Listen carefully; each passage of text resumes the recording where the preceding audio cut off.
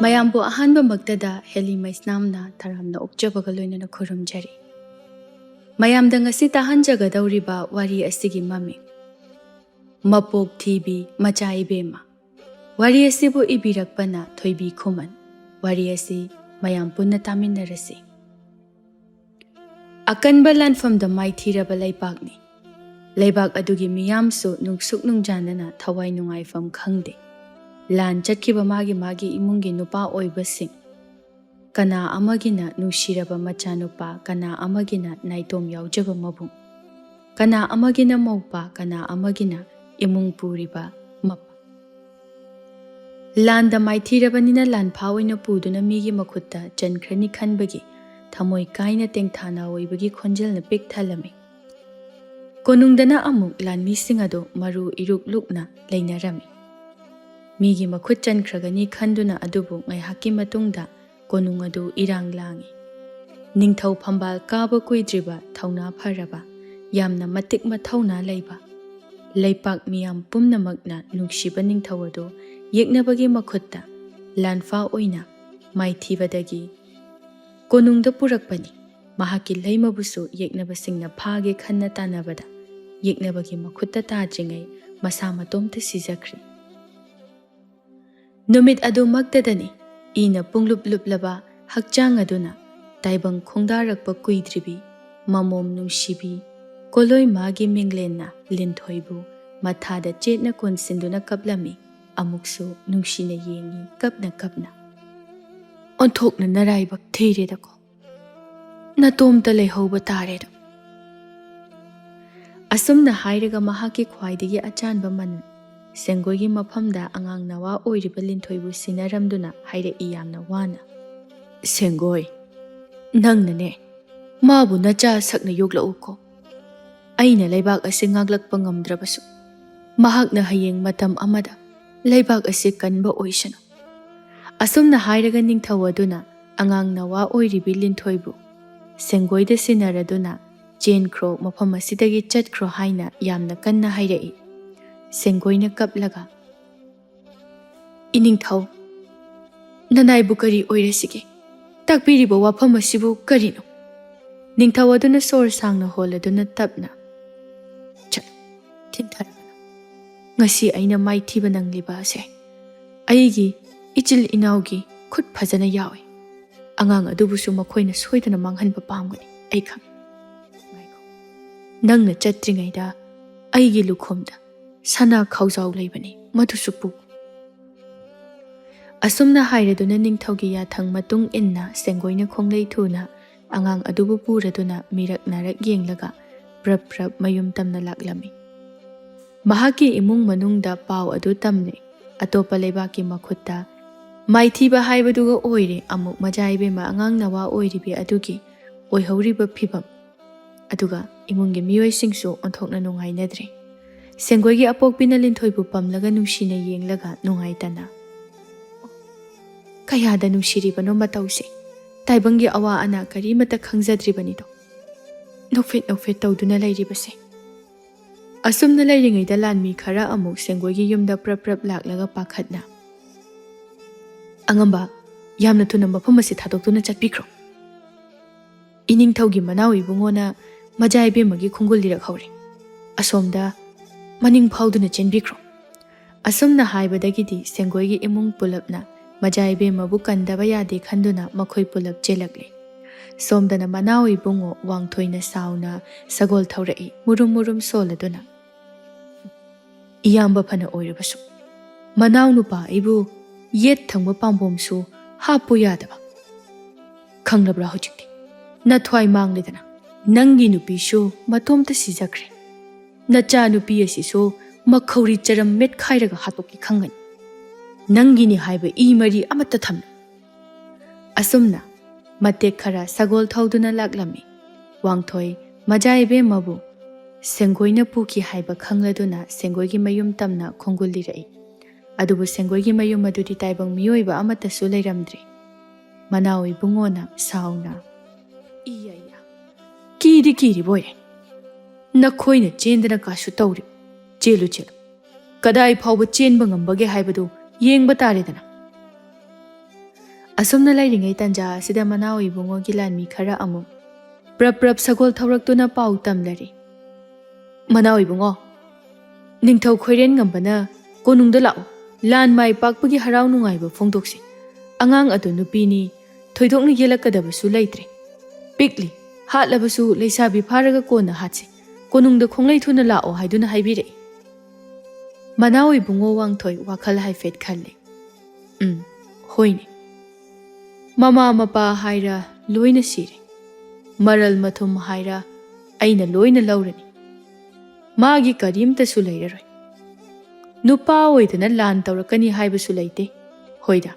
Nupi macha mana aingonda kari taurakpa ngamni haibage. Hayangwai khara leiraga amu mawong yenglaga hatpa haibaduni. Asumna Manao ibungo adu konung tamna amuk chatkre. Mahakna lan panbiyo haiduna nekluba atopa leibaki ningthau khoiren ngambaga loinana lan ngambagi harau mathoi kari. Leibak miyamdi yamna nungai khide. Somdana amuk sengoigi imung adu athapa loyalamgi mafam amada chenkibani. Numidangi matamda amuk makhoigi mayumdagi potchai laubalaklam. Maduda yumthangnabagi imung amana sengoi amadi mapabungda wari saba thoglai khutta mainam pairaduna. Ibungo nakhoibu chanana athapa mafamda adumak chatlagi hairibro. Kingbana hoi bando iningthaugi yathang matung inna Maja Ebema se cheksinna yoktaba yade.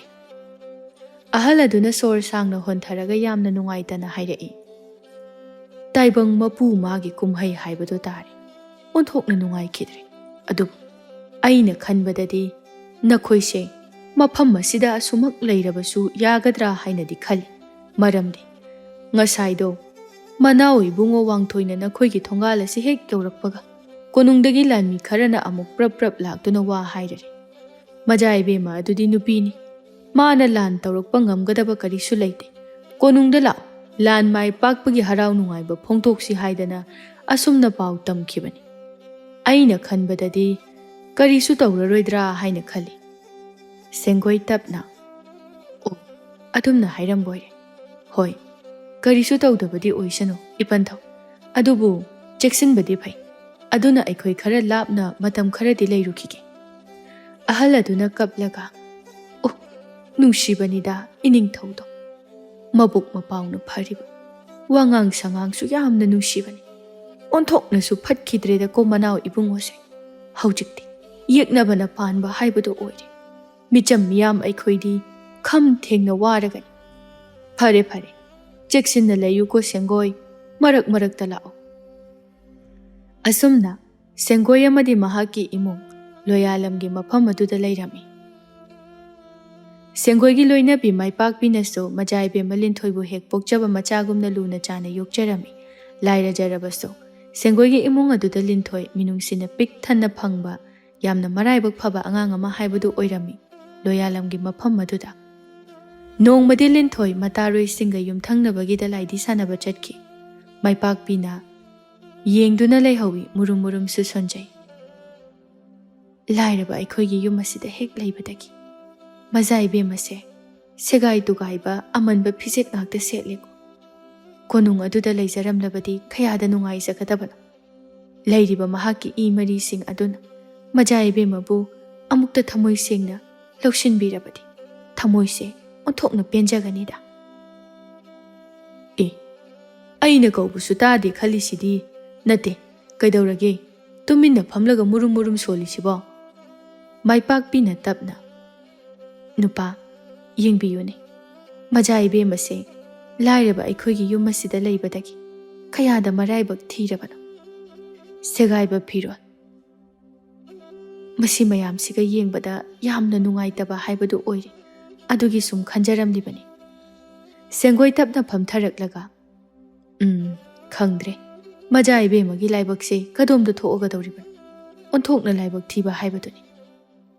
Somdana linthoi mata singa loinana sanarami lairaba imungi angang kharaga ina khunba imungi angang makhal ni. Ina kaira khunba angang amana italin thoi nangi phanek se loina segairi aigi phanek ama pukho aikhoigi ibo hoina haibadadi nangse ꯅꯤꯡꯊꯧꯒꯤ ꯃꯆꯥꯅꯨꯄꯤꯅꯤ ꯍꯥꯏꯅ ꯍꯥꯏ ꯅꯪꯅ ꯀꯣꯅꯨꯡꯗ ꯂꯩꯔꯕꯗꯤ ꯐꯖ ꯐꯖꯕ ꯌꯥꯝꯅ ꯁꯦꯠꯇꯣꯏꯅꯤ ꯀꯣꯅꯨꯡꯗ ꯂꯩꯔꯨꯆꯣ ꯌꯥꯗ꯭ꯔꯣ ꯂꯤꯟꯊꯣꯏꯅ ꯏꯉꯛ ꯉꯛꯅ ꯀꯩꯅꯣ ꯑꯩꯗꯤ ꯏꯃꯥ ꯏꯄꯥꯒꯤ ꯃꯅꯥꯛꯇ ꯂꯩꯇꯅ ꯀꯔꯤꯒꯤ ꯀꯣꯅꯨꯡꯗ ꯂꯩꯗꯣꯏꯕ ꯅꯆꯤꯟ ꯊꯤꯒꯅꯨ ꯑꯩꯗꯤ ꯅꯤꯡꯊꯧꯒꯤ ꯃꯆꯥ ꯅꯠꯇꯦ ꯃꯇꯥꯔꯣꯏ ꯑꯗꯨꯅ ꯑꯃꯨꯛ ꯑꯁꯦꯡꯕꯒꯤꯅꯤ ꯅꯪꯗꯤ ꯅꯤꯡꯊꯧꯒꯤ ꯃꯆꯥꯅꯨꯄꯤꯅꯤ ꯍꯥꯏꯌꯦ ꯑꯁꯨꯝꯅ ꯋꯥꯔꯤ ꯁꯨꯝ ꯁꯥꯟꯅꯔꯛꯄꯗꯒꯤꯗꯤ ꯈꯪꯅꯤꯡꯕꯅ ꯍꯦꯟꯃꯟꯈꯤꯕꯅ ꯂꯤꯟꯊꯣꯏ ꯃꯌꯨꯝꯗ ꯄ꯭ꯔꯞ ꯄ꯭ꯔꯞ ꯑꯃꯨꯛ ꯆꯦꯜꯂꯛꯂꯦ ꯏꯃꯥ ꯏꯃꯥ ꯕꯥꯕꯥ ꯑꯩ ꯀꯩꯅꯣꯝꯃ ꯍꯪꯒꯦ ꯑꯝꯇ ꯊꯣꯛꯂꯛꯑꯣꯕ ꯏꯕꯣꯛ ꯀꯗꯥꯏꯗ ꯂꯩꯒꯦ ꯑꯁꯨꯝꯅ ꯁꯨꯃꯥꯡꯗ ꯂꯦꯞꯂꯒ ꯀꯣꯏꯂꯥꯎ ꯂꯥꯎꯔꯝꯃꯤ ꯃꯥꯏꯄꯥꯛꯄꯤꯅ ꯄ꯭ꯔꯞ ꯄ꯭ꯔꯞ ꯌꯦꯅꯈꯥꯗꯒꯤ ꯂꯥꯛꯏ ꯍꯩꯃꯥ ꯏꯆꯥ ꯇꯣꯝꯕꯤ ꯀꯩꯗꯧꯔꯦ ꯀꯔꯤ ꯍꯥꯏꯒꯦ ꯍꯥꯏꯕꯅꯣ ꯏꯃꯥ ꯏꯇꯥꯎ ꯍꯣꯏ ꯑꯗꯒꯤ ꯃꯣꯏꯒꯤ ꯏꯕꯣꯛ ꯍꯣꯏ ꯃꯣꯏ ꯃꯌꯥꯝꯅ ꯑꯩꯁꯦ ꯅꯤꯡꯊꯧꯒꯤ ꯃꯆꯥꯅꯤ ꯍꯥꯏꯔꯤꯕ ꯀꯣꯅꯨꯡꯗ ꯂꯩꯔꯗꯤ ꯐꯤꯔꯣꯜ ꯐꯖꯕꯁꯨ ꯃꯌꯥꯝ ꯁꯦꯠꯀꯅꯤ ꯍꯥꯏ ꯑꯩꯕꯨ ꯅꯤꯡꯊꯧꯒꯤ ꯃꯆꯥꯔꯣ ꯑꯁꯦꯡꯕꯒꯤꯔꯕ ꯌꯥꯝꯅ ꯊꯥꯖꯗꯅ ꯍꯪꯂꯛꯄ ꯂꯤꯟꯊꯣꯏꯒꯤ ꯋꯥꯍꯪꯁꯤꯡ ꯑꯗꯨꯗ ꯁꯦꯡꯒꯣꯏꯒꯤ ꯏꯃꯨꯡꯒꯤ ꯃꯤꯑꯣꯏꯁꯤꯡ ꯑꯗꯨ ꯏꯉꯛ ꯉꯛꯂꯝꯃꯤ ꯈꯨꯝꯐꯝꯁꯨ ꯈꯪꯗ꯭ꯔꯦ ꯀꯔꯤ ꯍꯥꯏꯅꯕꯨ ꯈꯨꯝꯒꯗꯧꯔꯤꯕꯅꯣ ꯇꯨꯃꯤꯟ ꯇꯨꯃꯤꯟ ꯂꯩ ꯂꯤꯟꯊꯣꯏꯅ ꯅꯝꯍꯪ ꯍꯪꯂꯛꯏ ꯏꯕꯣꯛ ꯑꯁꯦꯡꯕꯒꯤ ꯑꯩꯕꯨ ꯅꯤꯡꯊꯧꯒꯤ ꯃꯆꯥꯔꯕ ꯑꯁꯨꯝꯅ ꯁꯨꯝ ꯍꯪꯖꯤꯜꯂꯛꯄ ꯑꯗꯨꯗ ꯈꯨꯝꯐꯝ ꯈꯪꯗ꯭ꯔꯗꯨꯅ ꯃꯌꯥꯝ ꯑꯗꯨ ꯇꯨꯃꯤꯟ ꯇꯨꯃꯤꯟ ꯂꯩꯅꯔꯤꯉꯩꯗ ꯁꯦꯡꯒꯣꯏꯅ ꯂꯤꯟꯊꯣꯏꯕꯨ ꯄꯝꯈꯠꯂꯒ ꯅꯨꯡꯁꯤꯅ ꯌꯦꯡꯂꯒ ꯍꯥꯏꯔꯛꯏ ꯃꯥꯅꯤ ꯏꯆꯥꯗꯤꯅꯦ ꯂꯩꯕꯥꯛ ꯑꯁꯤꯒꯤ ꯅꯤꯡꯊꯧꯒꯤ ꯑꯁꯦꯡꯕ ꯏꯅꯤ ꯅꯤꯡꯊꯧꯒꯤ ꯅꯥꯏꯇꯣꯝ ꯄꯣꯛꯆꯕꯤ ꯃꯃꯣꯝꯅꯤ ꯂꯤꯟꯊꯣꯏ ꯌꯥꯝꯅ ꯍꯔꯥꯎꯅ ꯍꯥ ꯑꯁꯦꯡꯕꯒꯤ ꯑꯗꯨꯒ ꯀꯔꯤꯒꯤ ꯀꯣꯅꯨꯡꯗ ꯂꯩꯔꯝꯗ꯭ꯔꯤꯅꯣ ꯁꯤꯗ ꯀꯃꯥꯏꯅ ꯂꯩꯔꯝꯃꯤꯅꯣ ꯁꯦꯡꯒꯣꯏꯅ ꯇꯞꯅ ꯍꯌꯦꯡꯋꯥꯏ ꯏꯆꯥꯅ ꯃꯄꯨꯡ ꯃꯔꯩ ꯐꯥꯔꯕ ꯆꯥꯎꯔꯕ ꯂꯩꯁꯥꯕꯤ ꯐꯥꯔꯕ ꯃꯇꯝꯗ ꯁꯣꯏꯗꯅ ꯂꯧꯕ ꯂꯥꯛꯀꯅꯤ ꯍꯥꯏꯔꯛꯄꯅꯤ ꯍꯧꯖꯤꯛꯇꯤꯅꯦ ꯑꯇꯣꯞꯄ ꯂꯩꯕꯥꯛꯀꯤ ꯅꯤꯡꯊꯧꯅ ꯄꯥꯟꯕꯅꯤꯅ ꯊꯕꯛ ꯈꯔ ꯆꯤꯜꯂꯤ ꯍꯥꯏ ꯑꯗꯨꯅꯅꯦ ꯃꯇꯝ ꯈꯔꯗꯤ ꯋꯥꯔꯕꯁꯨ ꯋꯥꯅ ꯏꯄꯥꯒꯤ ꯂꯥꯏꯔꯕ ꯈꯥꯡꯄꯣꯛꯁꯪ ꯑꯁꯤꯗ ꯂꯩꯁꯤꯀꯣ ꯏꯆꯥ ꯇꯣꯝꯕꯤ ꯁꯥꯎꯒꯅꯨꯀꯣ ꯁꯦꯡꯒꯣꯏꯅ ꯃꯤꯠꯂꯨ ꯄꯤꯔꯥꯡ ꯁꯤꯟꯊꯔꯛꯄ ꯑꯗꯨꯗ ꯂꯤꯟꯊꯣꯏꯅꯁꯨ ꯎꯔꯝꯃꯤ ꯑꯦ ꯕꯥꯕꯥ ꯀꯞꯄꯤꯔꯣ ꯀꯩꯒꯤ ꯀꯞꯄꯤꯅꯣ ꯑꯩꯗꯤ ꯀꯣꯅꯨꯡꯗ ꯄꯨꯟꯁꯤ ꯆꯨꯞꯄꯒꯤ ꯂꯩꯔꯣꯏꯌꯦ ꯁꯨꯝ ꯀꯣꯏꯕ ꯆꯠꯅꯤꯡꯕꯒꯤ ꯋꯥꯅꯦꯕ ꯑꯗꯒꯤ ꯑꯩꯒꯤ ꯏꯄꯥꯗꯣ ꯅꯤꯡꯊꯧꯅꯤꯅ ꯅꯣꯡ ꯐꯥꯗꯣꯛ ꯆꯠꯄ ꯑꯍꯥꯎꯕ ꯃꯌꯥꯝ ꯑꯃ ꯄꯤꯖꯔꯛꯀꯅꯤꯀꯣ ꯐꯖꯕ ꯐꯤꯖꯣꯜꯁꯨ ꯃꯌꯥꯝ ꯑꯅꯥꯟꯕꯁꯨ ꯄꯤꯔꯛꯀꯅꯤꯀꯣ ꯑꯗꯨꯒꯤꯅꯤꯗ ꯁꯤꯗ ꯏꯃꯥ ꯍꯣꯏ ꯄꯥꯕ ꯍꯣꯏ ꯏꯕꯣꯛ ꯏꯄꯨ ꯇꯥꯆꯧ ꯏꯆꯦ ꯅꯣꯏ ꯃꯌꯥꯝꯁꯤꯕꯨ ꯀꯃꯥꯏꯅ ꯍꯦꯛꯇ ꯊꯥꯗꯣꯛꯑꯒ ꯍꯨꯟꯇꯣꯛꯑꯒ ꯑꯩꯕꯨ ꯆꯠꯇꯣꯏꯅꯣ ꯑꯁꯨꯝꯅ ꯑꯃꯨꯛꯁꯨ ꯌꯥꯝꯅ ꯋꯥꯈꯜ ꯇꯥꯅ ꯍꯥꯏꯗꯣꯔꯛꯏ ꯃꯌꯥꯝꯗꯨ ꯇꯨꯃꯤꯟ ꯇꯨꯃꯤꯟ ꯃꯔꯨ ꯂꯨꯛꯇꯨꯅ ꯂꯩꯅꯩ ꯂꯤꯟꯊꯣꯏ ꯏꯃꯨꯡꯗ ꯑꯃꯨꯛ ꯆꯔꯥ ꯋꯥꯟꯕ ꯆꯪꯈ꯭ꯔꯦ ꯃꯆꯦ ꯃꯕꯨꯡꯁꯤꯡꯒ ꯂꯣꯏꯅꯅ ꯁꯦꯡꯒꯣꯏꯒꯤ ꯑꯄꯣꯛꯄꯤꯅ ꯇꯞꯅ ꯃꯩꯕꯨ ꯐꯤꯅ ꯀꯌꯥꯝ ꯀꯨꯏꯅ ꯀꯨꯞꯇꯨꯅ ꯊꯝꯕ ꯉꯝꯒꯅꯤ ꯀꯔꯤꯅꯣ ꯍꯧꯖꯤꯛ ꯇꯧꯒꯗꯧꯔꯤꯕ ꯑꯁꯤꯕꯣ ꯁꯦꯡꯒꯣꯏ ꯀꯞꯂꯒ ꯍꯧꯖꯤꯛꯄꯨꯗꯤ ꯑꯉꯥꯡ ꯑꯣꯏꯔꯤ ꯀꯌꯥꯝ ꯀꯨꯏꯅ ꯑꯩꯈꯣꯏꯅ ꯑꯁꯨꯝꯅ ꯂꯣꯠꯄ ꯉꯝꯒꯅꯤ ꯃꯍꯥꯛꯄꯨ ꯃꯤꯔꯥꯏꯕꯤꯔꯤ ꯃꯥꯒꯤ ꯀꯅꯥꯁꯨ ꯂꯩꯇ꯭ꯔꯦ ꯈꯪꯂꯛꯄ ꯃꯤꯀꯨꯞꯇ ꯃꯥꯅ ꯀꯔꯤ ꯑꯣꯏꯕ ꯃꯥꯏꯄꯥꯛꯄꯤꯁꯨ ꯀꯞꯂꯒ ꯏꯆꯥꯒꯤꯗꯃꯛꯇ ꯑꯩ ꯂꯩꯔꯤꯕꯁꯤꯗꯤ ꯃꯈꯣꯏ ꯀꯅꯥ ꯑꯃꯠꯇꯅ ꯂꯦꯞꯄꯤꯗ꯭ꯔꯕꯁꯨ ꯏꯆꯥꯒꯤꯗꯃꯛ ꯑꯩ ꯂꯩ ꯑꯁꯨꯝꯅ ꯃꯈꯣꯏ ꯌꯥꯝꯅ ꯃꯊ꯭ꯋꯥꯏ ꯅꯨꯡꯉꯥꯏꯇꯅ ꯋꯥꯔꯤ ꯁꯥꯟꯅꯔꯝꯃꯤ ꯑꯉꯥꯡ ꯑꯣꯏꯔꯤꯕꯤ ꯂꯤꯟꯊꯣꯏ ꯃꯍꯥꯛꯀꯤ ꯋꯥꯈꯜꯗ ꯅꯣꯡꯃꯗꯤ ꯁꯣꯏꯗꯅ ꯀꯣꯅꯨꯡꯗꯒꯤ ꯃꯤꯅ ꯃꯍꯥꯛꯄꯨ ꯂꯧꯕ ꯁꯣꯏꯗꯅ ꯂꯥꯛꯀꯅꯤ ꯍꯥꯏꯕꯒꯤ ꯅꯨꯡꯉꯥꯏꯕ ꯃꯪꯂꯥꯟ ꯑꯃꯗ ꯑꯗꯨꯃꯛ ꯇꯥꯎꯗꯨꯅ ꯂꯩꯖꯔꯝꯃꯤ ꯅꯣꯡꯃꯁꯨ ꯃꯆꯦ ꯑꯃꯗꯤ ꯃꯕꯨꯡꯒ ꯆꯔꯥ ꯋꯥꯟꯃꯤꯟꯅꯔꯤꯉꯩꯗ ꯑꯌꯨꯛ ꯑꯃꯅꯤ ꯂꯤꯟꯊꯣꯏꯅ ꯍꯔꯥꯎꯅ ꯏꯆꯦ ꯃꯣꯏ ꯀꯣꯅꯨꯡꯒꯤ ꯑꯩꯒꯤ ꯃꯔꯤ ꯃꯇꯥꯁꯤꯡ ꯑꯗꯨꯅ ꯑꯩꯕꯨ ꯂꯧꯕ ꯂꯥꯛꯑꯗꯤꯀꯣ ꯑꯩꯗꯤ ꯏꯇꯣꯝꯇ ꯆꯠꯂꯣꯏ ꯃꯆꯦꯅ ꯍꯪꯂꯛꯏ ꯑꯗꯨꯗꯤ ꯀꯅꯥꯒ ꯆꯠꯇꯣꯏꯕ ꯑꯗꯨꯕꯨꯔꯣ ꯏꯆꯦꯒ ꯇꯥꯆꯧꯒ ꯑꯩꯒ ꯍꯥꯟꯅ ꯆꯠꯃꯤꯟꯅꯗꯣꯏꯅꯤ ꯏꯃꯥ ꯍꯣꯏ ꯄꯥꯕ ꯍꯣꯏ ꯏꯕꯣ ꯍꯣꯏ ꯅꯣꯡꯉꯥꯜꯂꯒ ꯑꯃꯨꯛ ꯂꯥꯛꯍꯟꯗꯣꯏꯕ ꯃꯕꯨꯡꯅ ꯑꯦ ꯀꯔꯤꯒꯤꯅꯣ ꯇꯣꯉꯥꯟ ꯇꯣꯉꯥꯟꯅ ꯏꯁ ꯑꯗꯨ ꯐꯥꯎꯕ ꯈꯪꯗꯕ ꯑꯃꯨꯛꯇꯗ ꯑꯩꯈꯣꯏ ꯃꯌꯥꯝ ꯄꯨꯂꯞ ꯆꯠꯂꯗꯤ ꯃꯤꯅ ꯁꯥꯎꯔꯛꯑꯣꯏꯗ꯭ꯔꯣ ꯑꯁꯨꯝꯅ ꯃꯇꯥꯔꯣꯏꯁꯤꯡꯒꯤ ꯃꯔꯛꯇ ꯁꯥꯟꯅꯔꯕꯁꯨ ꯀꯣꯅꯨꯡꯒꯤ ꯋꯥꯔꯤ ꯍꯦꯛꯇ ꯄꯨꯁꯤꯜꯂꯛꯏ ꯂꯤꯟꯊꯣꯏ ꯃꯇꯥꯔꯣꯏꯁꯤꯡ ꯑꯗꯨꯅ ꯌꯥꯝꯅ ꯀꯜꯂꯛꯅ ꯇꯥꯖꯩ ꯂꯤꯟꯊꯣꯏꯅ ꯃꯇꯥꯔꯣꯏꯁꯤꯡꯗ ꯑꯩꯗꯤꯅꯦ ꯍꯌꯦꯡꯋꯥꯏ ꯂꯩꯁꯥꯕꯤ ꯐꯥꯔꯕ ꯃꯇꯝꯗ ꯀꯣꯅꯨꯡꯗꯒꯤ ꯑꯩꯕꯨ ꯂꯧꯕ ꯂꯥꯛꯀꯅꯤ ꯍꯥꯏ ꯅꯣꯏꯁꯨ ꯄꯨꯕꯤꯗꯣꯏꯅꯦ ꯑꯩꯅ ꯀꯣꯅꯨꯡꯗ ꯏꯇꯥ ꯃꯌꯥꯝ ꯅꯣꯏꯕꯨ ꯀꯣꯅꯨꯡꯗ ꯆꯠꯅꯤꯡꯗꯕ꯭ꯔꯣ? ꯑꯉꯥꯡꯁꯤꯡ ꯑꯗꯨꯅ ꯈꯨꯝꯃꯤ, ꯆꯠꯅꯤꯡꯉꯦ, ꯅꯤꯡꯊꯧꯒꯤ ꯃꯆꯥ ꯃꯖꯥ ꯏꯕꯦꯝꯃꯁꯦ ꯑꯩꯈꯣꯏꯒꯤ ꯏꯇꯥ ꯑꯣꯏꯅ ꯐꯪꯖꯕꯁꯦ ꯂꯥꯏꯕꯛ ꯌꯥꯝꯅ ꯐꯩ, ꯀꯣꯅꯨꯡꯗ ꯆꯠꯄꯁꯨ ꯐꯪꯒꯗꯧꯔꯦ꯫ ꯑꯗꯣ ꯂꯩꯁꯥꯕꯤ ꯐꯥꯔꯒ ꯂꯧꯕ ꯂꯥꯛꯀꯅꯤ ꯍꯥꯏꯁꯤꯕꯨ ꯍꯧꯖꯤꯛꯇꯤ ꯀꯔꯤꯒꯤ ꯂꯥꯛꯇ꯭ꯔꯤꯅꯣ?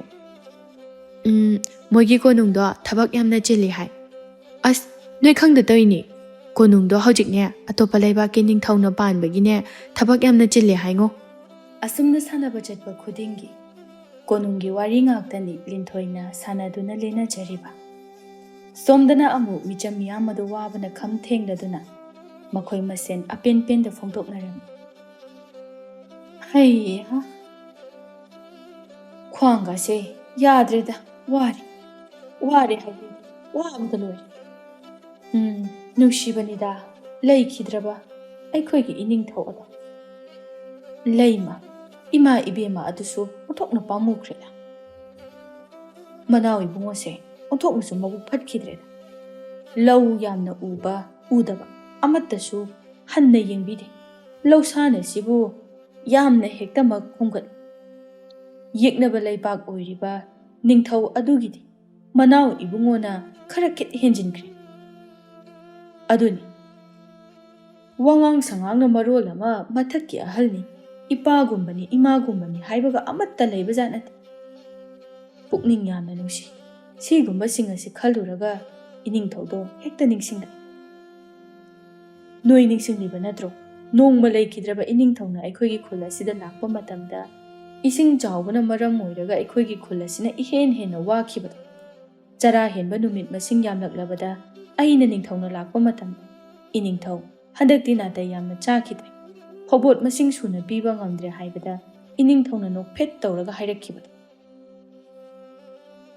ꯑꯩꯅ ꯂꯥꯛꯂꯤꯕꯁꯦ ꯈꯨꯜ ꯑꯁꯤꯗꯒꯤ ꯐꯧ ꯂꯧꯕ ꯂꯥꯛꯄ ꯅꯠꯇꯦ, ꯈꯨꯜ ꯑꯁꯤꯒꯤ ꯃꯤꯌꯥꯝꯅ ꯂꯩꯕꯥꯛ ꯅꯤꯡꯊꯧꯗ ꯄꯤꯅꯅꯕ ꯐꯧꯗꯤ ꯁꯣꯏꯕ ꯌꯥꯗꯦ ꯍꯥꯏꯗꯨꯅ ꯆꯔꯥ ꯃꯁꯤꯡ ꯈꯪꯗꯅ ꯍꯦꯜꯂꯕꯁꯨ ꯅꯤꯡꯊꯧꯒꯤꯗꯃꯛꯇ ꯄꯤꯅꯅꯕ ꯐꯧ ꯄꯩꯁꯤꯟꯗꯨꯅ ꯊꯝꯕꯗꯣ ꯊꯝꯕꯤꯒꯅꯨ, ꯀꯨꯝꯁꯤ ꯆꯍꯤꯒꯤ ꯑꯣꯏꯅꯗꯤ ꯂꯧꯁꯥꯟ ꯂꯧꯖꯔꯔꯣꯏ ꯍꯥꯏꯒꯦ ꯍꯥꯏꯕꯅꯤ ꯍꯥꯏꯗꯨꯅ ꯏꯁꯥꯃꯛ ꯂꯥꯛꯂꯤꯕꯅꯤ ꯍꯥꯏꯈꯤꯕꯗꯣ꯫ ꯑꯩꯅꯁꯨ ꯌꯨꯝꯊꯣꯡ ꯈꯨꯗꯤꯡꯒꯤ ꯌꯦꯟꯊꯣꯛꯀꯦ ꯈꯟꯗꯨꯅ ꯀꯔꯤ ꯀꯔꯤꯅꯣ ꯈꯔꯁꯨ ꯄꯨꯖꯔꯛꯂꯤ ꯍꯥꯏꯈꯤꯕꯗꯣ꯫ ꯑꯁꯨꯝꯅ ꯋꯥꯍꯩꯁꯤꯡꯁꯦ ꯍꯥꯏꯔꯒ ꯑꯍꯜꯗꯨ ꯀꯞꯂꯛꯏ꯫ ꯀꯌꯥꯗ ꯅꯨꯡꯁꯤꯈ꯭ꯔꯕꯅꯣ, ꯂꯦꯝꯅ ꯍꯦꯛ ꯃꯥꯡꯉꯤꯗꯀꯣ꯫ ꯑꯇꯣꯞꯄꯁꯤꯡ ꯑꯗꯨꯅꯁꯨ, ꯑꯩꯁꯨꯅꯤ, ꯉꯔꯥꯡꯗꯤꯅꯦ ꯀꯣꯅꯨꯡꯒꯤ ꯂꯥꯟꯃꯤꯅ ꯁꯒꯣꯜ ꯄꯥꯎ ꯂꯥꯛꯄꯒꯤ ꯈꯣꯟꯊꯣꯛ ꯑꯗꯨ ꯇꯥꯔꯨꯕꯗꯒꯤ ꯂꯩꯈꯤꯗ꯭ꯔꯕ ꯏꯅꯤꯡꯊꯧ ꯑꯗꯨ ꯅꯤꯡꯁꯤꯡꯂꯒ ꯑꯩꯈꯣꯏꯒꯤ ꯏꯃꯨꯡꯁꯨ ꯊꯃꯣꯏ ꯄꯦꯟꯅ ꯀꯞꯊꯣꯛꯈ꯭ꯔꯦ꯫ ꯑꯗꯨꯅꯤ, ꯉꯔꯥꯡꯒꯤ ꯁꯒꯣꯜ ꯄꯥꯎ ꯑꯗꯨꯕꯨ ꯅꯨꯃꯤꯠ ꯅꯤꯅꯤ ꯍꯨꯝꯅꯤꯒꯤ ꯃꯅꯨꯡ ꯑꯁꯤꯗ ꯂꯧꯁꯥꯟ ꯈꯣꯝꯕ ꯂꯥꯛꯀꯅꯤ ꯁꯤꯅꯤ,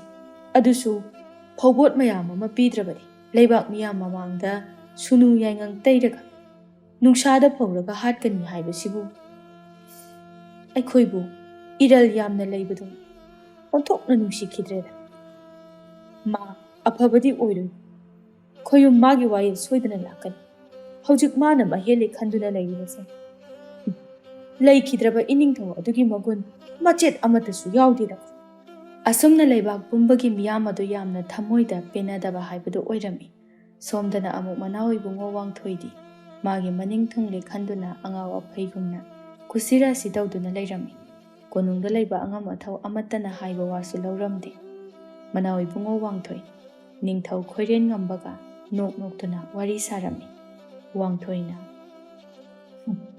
ꯅꯤꯡꯊꯧ ꯑꯣꯏꯕꯒ ꯍꯥꯏꯕꯁꯤꯗꯤ ꯑꯣꯟꯊꯣꯛꯅ ꯅꯨꯡꯉꯥꯏꯈ꯭ꯔꯦꯗ꯫ ꯃꯤ ꯍꯥꯠꯅꯤꯡꯉꯤ ꯍꯥꯠꯀꯅꯤ, ꯄꯨꯅꯤꯡꯉꯤ ꯄꯨꯒꯅꯤ, ꯅꯨꯡꯉꯥꯏꯔꯦ꯫ ꯏꯇꯥꯎꯒꯤ ꯂꯃꯟ ꯌꯥꯝꯅ ꯇꯣꯜꯂꯤ, ꯄꯨꯟꯁꯤ ꯑꯁꯤꯅ ꯁꯤꯡꯕ ꯉꯝꯂꯔꯣꯏ꯫ ꯈꯣꯏꯔꯦꯟ ꯉꯝꯕꯁꯨ ꯅꯣꯛꯂꯒ, ꯃꯔꯨꯞ ꯍꯥꯏꯕꯁꯤꯗꯤ ꯃꯇꯦꯡ ꯄꯥꯡꯅꯕ ꯇꯥꯔꯦꯗꯅ, ꯀꯔꯤꯒꯤ ꯄꯥꯡꯉꯣꯏꯗꯣꯔꯤꯕꯅꯣ?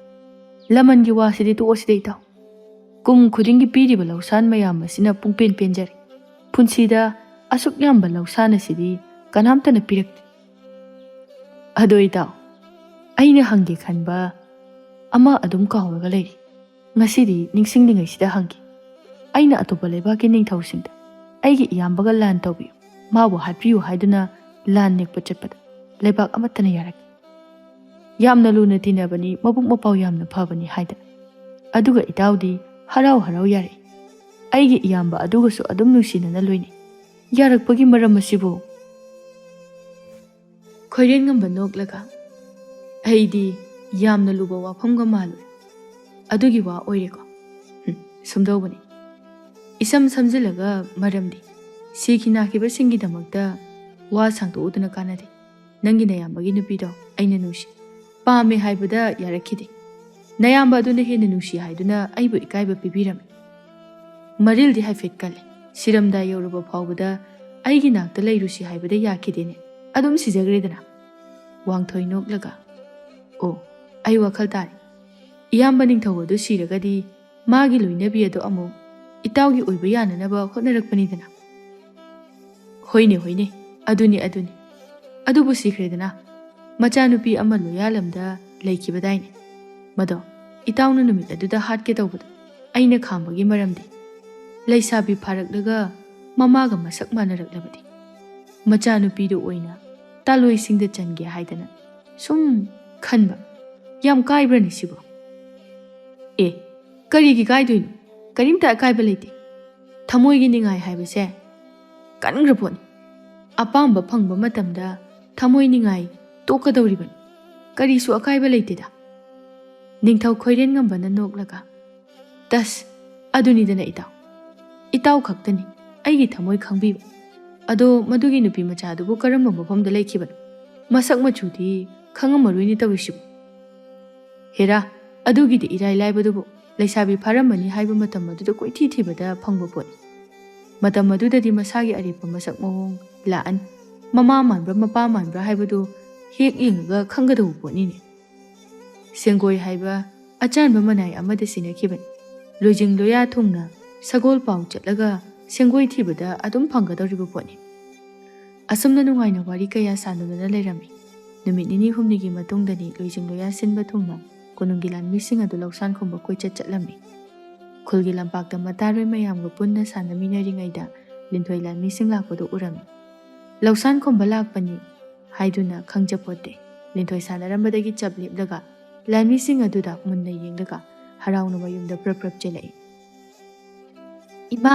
ima aigi phanek ahanbadu kadaino iche aibu sak phajanaba amukta kebiyo asumna thongal-dagi lauraga chensilakpa asida ingak-ngakladuna maipakpina haima icha tombi kaidawrage linthoi sor thabet holaduna ima adubura konungi lanmisingdo adalak haure aibu konungdo punanaba lawbala aure adunane ima aigi phanek ahanbadu setke iche laitro ichedi aibu phajanaba amukta kehenge dawbaneba asumna linthoi hairakpa asida maipakpi wa machet ama phawba khomda tumina leptuna leirami linthoi yam haraujana nofet tawraduna makhatana matomda hairai yenguko horen ai sausinadoini chatningdaba sageba nahan khailakti kaigino na hangdoini yamna kuinadi saroi amuk okhoina puroi hairaadi ai amuk konungda chatpa phangoi aduna ahanbadane ai nga hak sausinage ko ima asumna mabu soidana lawba laklabani khanduna linthoi imungi miyoi singna haiba wa amata tadaba makhai mafi marol ahanba set chaduna konungi lanmi singna makhoigi thongalda changlaktuna mabu konungda pubiba khaurangna ngairami adubu lanmi khara changlakpa adudi linthoi wa haibadi lairadana hanna phawba yengbiramde nungsiba minok ama phawba nokpiramde suklai leitaba posak ama khallaga chatkibagumna chatkre lanmising aduna chatkiba aduda ningamdana yenglaga linthoina nungaitana tabna loina chatkrena aina hana haigi khanbani adubu moina hairaaga sausinagena khanbaneba adugi makhoina hairakpa ngaibani aduga karimta hairamdana chatkre angang nawa oiribi linthoigi mataw asibu ubada imungi miyoi singdi haifam khangde mitta pi ira sintharai khanghaude sengoigi apokpina linthoida tapna konsinbiraga hairai sese kaisu khalunu matam watli haibagini makhoina karimta hairamdribado konungi oiba yamna luba chatna kanglon yamna lei hainingba wa hekta haidokpa yadi lanmising aduna sune isubune nusiriponi puningini ngasai makhoina nangonda nusina yenglamlibado aduni isuna mai leithoingaida uhaudrado Linthoi angang wakhal oibani mabokna hairibadu chumlaboi khanduna harauna mabokta amuk hanglai. Aya, asengbagiro abo yengambro haise. Adudi moina ai nushirabasu konunggi aruba chatna kanglona ngakjadi lanmisingdo amu chairak phangdoini ko. Sengkoina amu chumi hayengwai leisabi pharaga soidana lawba laktoini. Maduda maduda ichana lainanaba phajaba yum ama saribani. Phajaba phizol thamnanaba likon hapnanaba upu mayam ama saribani. Asumna mayam changduna themli linthoi kumja amadagi kumja amada onthokna wana khawrangna ngaisarami adubu konungdagi kanana sumabu hanna yengbikhidre. Hojikti linthoi leisabi mapung marai phari. Angang oiringai matamda aina konunggi lanmi singubada khayada haraujakiba. Pumnamak arembani. Punsisida oithoklaroi manglana maniko. Hoi, aise ningthaugi machanupi masimadi kakpa yarara. Aigi imari singado amuktangdi ujaningbani. Adubu handaki mapok asigi oinadi phangaroiko. Asumna phi sakol aduda phi sana wakhal nungaitana leiringai. Maipakpi ingkholdagi tabak surambadagi karinoma lawge haiduna mangolda kakhalakpada. Linthoina kaplambadu ubada maipakpina Linthoigi manakta tapna changsilaklaga hairai nungaitana. Bema, ichase aikhoigi inakta leibadagi laibak thiba haibadu oireko. Ichagi damakta pambom tingbasu ngamde. Konungda chattuna ichabu nangi haurakpham I mari marakta chattuna nangbu makhoigi mafamda sinarugadabasu.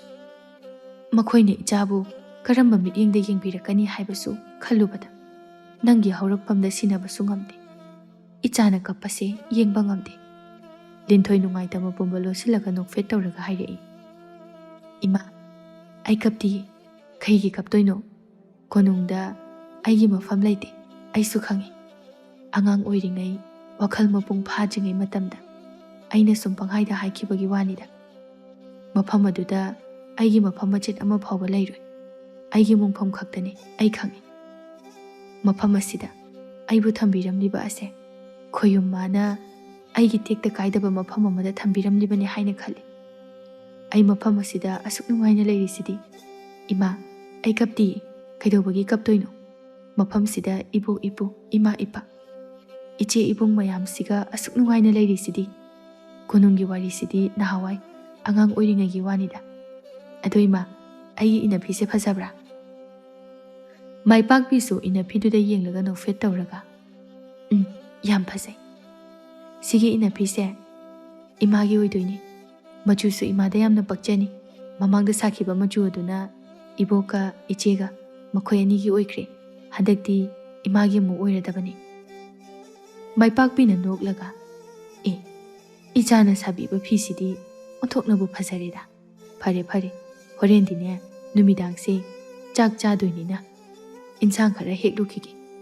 Kuireda pan mairenda sum charak khangdreda tawrisi. Leibak ase wabadi wari. Nongmagi wasilakli. Leibak ningthaugi pinanaba hotnabada. Lairaba micham aikhoidi chara ani suna chaba phangdabana khongayamani. Asumna maipakpi matomda ngangduna imungda changkhre. Linthoina khanjai. Aina nupa oiramlabadi pangal kharasu thoklamgadabaniko. Asuk yamna mathong chadana paliba leibak ningthau ase maithiba pirambasu yai. Aidi nupisu oire. Aina kari tawba ngamlugadawribano. Haisu haibani. Manaw ibungo wangthoina mayamba ningthaubo hek hatuna ningthau oirakpa numit adudagi leibak asi kang khong chaiba chaningai thakningai leitaba nongmagi waba sum henjalaklabani. Konungdasu angam mathausin adu mathayamna sarami. Oiriba leibaki awa ana mayam asida. Leibaki micham miyamgi yamna khanjaba angamba kalenjau amadi machanupa nongyai wari sanari. Nongyaina. Baba, leibak ase mawong ama tawrida. Aina hek khanglakpadagini kang khong chairaklibase. Ining thausu kuiri layong khangdana naraklibase. Masi pumnamak ase asengba mapu oina pandabadagini.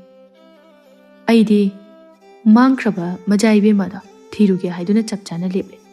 Ningthaugi asengba I oiribani. Mahak natana kanasu leitre. Lebak asibu kanbiba ngamgadaba kanasu leite haina khali. Angamba kalen jauna sor sangna hontharaga. Kuiri. Ichana Maja Ebema bu thige haibada. Mapa aina athingba pirakba. Adubu ngasidi thinglaru. Konunggi amaibana kayara laithau tawrabasu. Leibaki amadi iningthaugi phibam khajiktang oirabasu phagatpagi mami tadri. Maja Ebemana konunggi pukhrida iruplaga karigumba posak ama laukhatkani hai. Madu laukhalakpa matamda pumnamak ingna chikna pangani hai. Amaibana tattana haibani. Ningthau wangthoisu haujikti masa ngamdrabanina pukning wakhal khara onbagum tawi. Phare ipana mangol pirabani. Ipagi bungo chalo. Nangne Maja Ebema bu thiruru. Mai pakpa oira uko. Asumna angamba kalenjaugi machanupa nongyaida senggoigi masak matau amadi kari no khara taklami.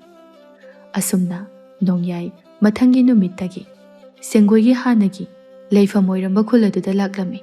Sumhangduna lakpada senggoigi hanagi yumadudi phangle adubu ingkholadudi matam kuina kanasu leinadabana mongsong olamle. Yumthangnaba singda hangduba matamda mafam asida mi leitre. Kadaidano mamakhoigi imung aduna chatkibadu khangdre haina khumlai.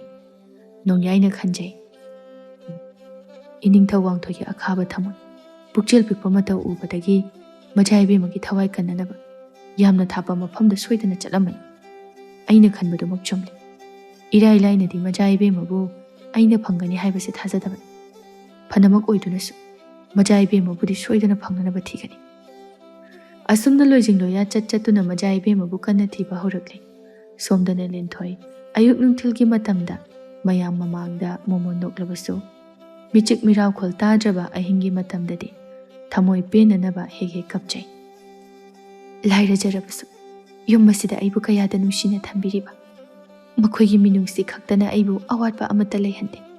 Kayada pukchel chawkraba. Aduga aigi I mari sing aduna aibu nongmata phawba hanna yengbidaba. Kayada laibak thibi oiribano aise. I mari khaktana minungsi utkani. Makhoi khaktana nushibigani haiba leite. Minungsi chawba imung asigi lam pangal thauna amata yaudраbi aina karamna singani. Handak mapoksi magidi singba ngamnara. Kholasigi miyamnasu aise ningthaugi machani haiba hojikti loinama khangnarakle. Nongmatasu hanna yengbiraktra. Ikaini hingba punsi.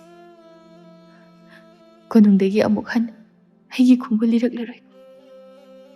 Ngaijakibani khawrang. Nunggawbina ikhawlangba gumna.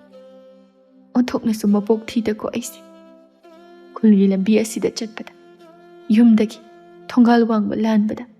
Aibu uraga chibon ngangnaraga noknariba. Ithokpirabani haidu kayada thina tabada waraba wahai. Hoida aigi hek I marina phawbada asuk yamna nungsibidraba aibu khulgi atopa misingnadi kharamna nungsibigani. Supnadagi imung ase khaktani aibu thamoi sengna nungsibiba. Ningthau macha yui minungsi udli haidunasu achauba mana amatasu pipigadaba leitraba mangjabatana masaruk oirakrabani. Aigidamak lona tumin machi mayada kapjabatana saruk oikiba. Khoyumana madugi mahi pinabiba oishana. Ainadi karigumba amata pangal thokpasu ngamde. Asumna numit adugi ahingdu linthoi adugi matik thamoi sokna kapki. Imungi miyoi pumba khomlentung kontan krabasu onthokna mathwai nungaitaba haibadu oiram. Imungdu miyoi sing takini khanduna makhol thokhanda kapnanaba hotnabada kayada wajakhiba.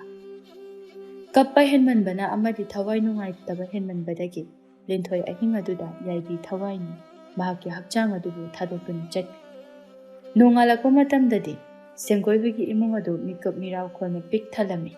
Senggoigi apokpina thamoi sokna katlami. Isu Thoibi kariba tawnune nangbo. Lairaba aikhoigi yum asida leibase nang yamna waramlani khal. Onthoknasu Maraibak Thirabi nangse ai saidako. Lairaba oirubana isugi naning thunghanbadi ngamkile. Waroganu ko Isu Thoibi. Maipakpi sulin thoibu konduna kaplam. Ichagi ningba thunghanba ngamkhidre. Ichabu konungda puba matamda makhoina karamba mityeng yenglakani. Asibagi khayata tagadra khanduna ichabu mafam aduda pubadi ngamkhidre. Aikhoibu warauganu ko icha Thoibi. Sengoi nupa oijarabasu ngasidi yamna thamoi kaiba haibadu oirami. Hikna kaplaga. Inithau nanaina lairaba oiruba. Maja Ebemabu maning thunghanba ngamkhidre. Nanaibu ngakpiyuko. Maja Ebemase aikhoibu thadokduna chakre. Yeknabana langkoi chankhibana. Igi haurakpham konungda nongmata phawbu pubibagi thauna laikhidre. Nanaibu ngakpiyuko ining. Asumna mikap mirau kholna pumnin nilami. Linthoigi thawaisu hakchangdagi tongana tajarabasu masana hojik phawbu thajaba ngamdri. Mahakna phana kanna wa haijarabasu asiba thawai haibadu oirubana kananasu tabidre. Kapna. Ai nakhoi kanamtabu warauba leiti. Nakhoi kapkano. Nakhoibu warauduna chatpasu nati. Ai sukta thajade. Kain aingonda thokiba thodok mayamsibo. Aibu mangla taibang. Aigi hek marina phawbada inthokpira. Ngadudagi amu mafam asida minungsina yomduna yokpiraklaga. Laman machet amata phawba singba ngamdan. Aibu amuk lawshinbi. Kari matawno. Aibu karamna khongse thangduna chatkadawribana. Aisu ngamoi. Asumna pendaba kaya amana pik thale adubu thawai yaudaba hakchang adu kayam kuina thamba yagan. Aroiba mathong mangam pangthokre. Linthoigi thawai adu lamhang aduda matomta thamoi sokna adu makaptuna leiram. Tanja aduda nupa amagi khonjelna kaure itak. Maja Ebema kapag kuina kamankhre. Lao asai phawbu koirusi. Linthoi adum kaptuna leirami wakhal oisulude maramdi. Hingdingai matam aduda nongmata kanagumba amatana Maja Ebema haiduna kaulakidabani. Mangondani haiba khamramdi. Adubu hanjin nupagi khonjel aduna Maja Ebema haiduna kaulakpa adudadi. Karinone khanduna kauriba adu kanagi khonjel no haiduna khonjel adu taba maikairomda mamai leithore.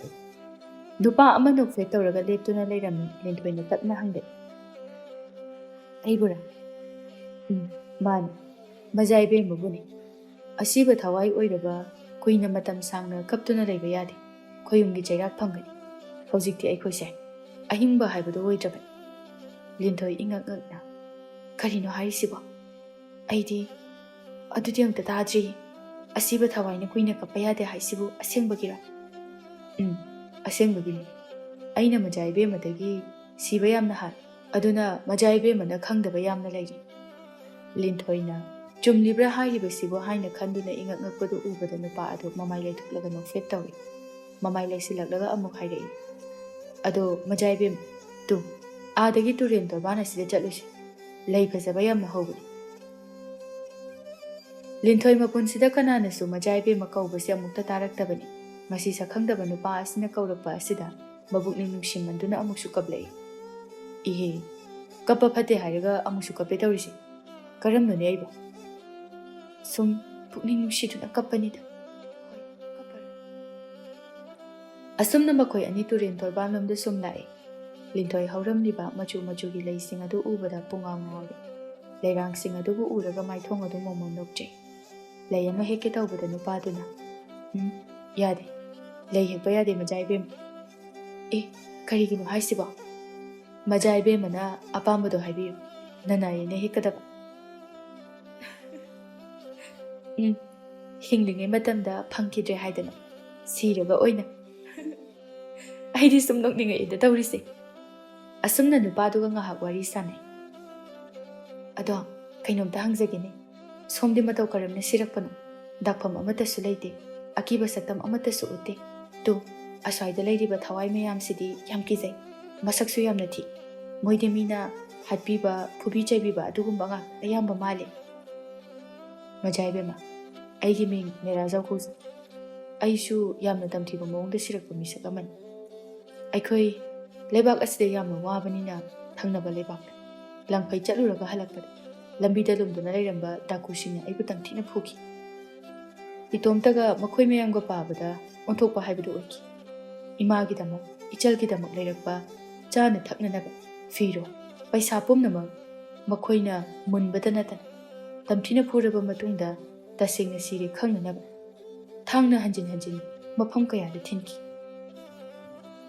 ngaksamdasu thawraba thang amana lenthaki as makhoisu karino henmalidana aduri aduga karigino somna akiba sakpam thangna sukibagi mafam machit mafaba utchibasiba icham chamna chung firal jaba miyoi amagumna adumle aidi somba hanbu ubada thawaini haina sukun khalidi mera jauna noklaga maram haibabu Maja Ebema Singamdana sirakpa thawai aikhoigi tongan chatna kangun amana aikhoigi thamoina yamna nusijaba misak adudadi aikhoigi akiba saktamada uthokpa ngamde lindhoi nga haktamin le mera jawdo munna yenglaga tapna hanglo hingdingai matamda nongmata sakhangna kibasu nate aibu hana khangbibro haisiba aigi thawai se yamna pendaba thawai amakhak aduna aina kocha chatuna adumak le nongmadi Maja Ebemagi khulberopada ahingi matam Maja Ebemana thamoi sokna kappada aina taki adudagi aina nutigi Maja Ebemagi yumgi manakta adum lai kappato o haidana themningbani adubu aina asiba thawai haibadu oirubanina upalde asiba thawai oiduna thamoi sokna leining Maja Ebemana kappado ubada amukasu hena nungaikide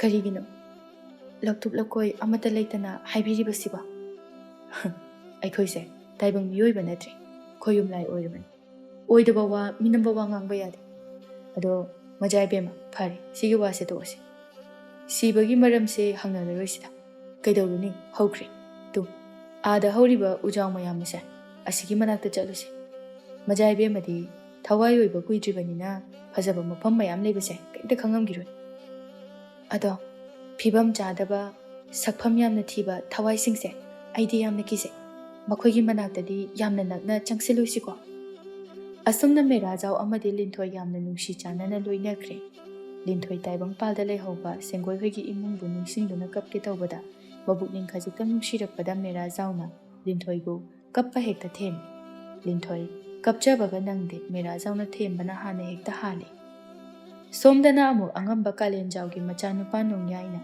yamna kanna hotnaduna thirakpana sengoi hoigi imungda leiriba loyalangi mafam adu yoksilakle sengoigi ming hangda hangladuna sum thirakpada sengoigi mayum adu phang nongyai changlai sengoigi apokpina isu ibong isu di onthokna lapna laeda ngahakta phida somda lengsinbi ichanu pado ngasidi labukta chathokre ni kaubobudi chakre kuiroida nongyai tapna hoibo sum wari amatang sananinduna lakchabani aboka sanarabasu kashu kaideda nongyai mamai koi lei leiduna yengi mana khangningna langtaknana hanglei abo yum masida Maja Ebema linthoi bu lei hairibasiba achumbara pakhatpigano abo ai konungdagi lakchabani Maja Ebema gi khongul lijarakpani asukoiba matam ase lakte haiduna suwarobigan adubu Maja Ebema bo sam kuina inthoktuna thamba haibase aidi pamjakide nahana khongul liba lakchani adubu yathang amata phangdabana upai lekide nongyaina asumna hairakpa asida maipakpi amadi macha sing adusu tumin non tharaga leirami ahal oirabi sengoigi apokpidi thamoi adu puba ngamjaduna khonjal thokna tengthare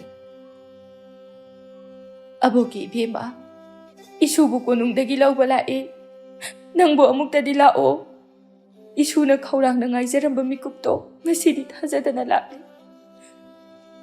abokpu kari oire sigene linthoi boki Ebema onthokna chakreda koi bokti asumna thamoi sokna kaplaga makhataba wa ngangba ngamdana aduma kaptuna leiram maipakpi sukap pisak piklingai matamdagi konungdi lanmi ki sagol thaurakpa makhol tabada mabu lawbala e haiduna kayada harau jakhiba ngaibe aba ngaijarambani adubu ngaiba ngamdaduna aduma chatkre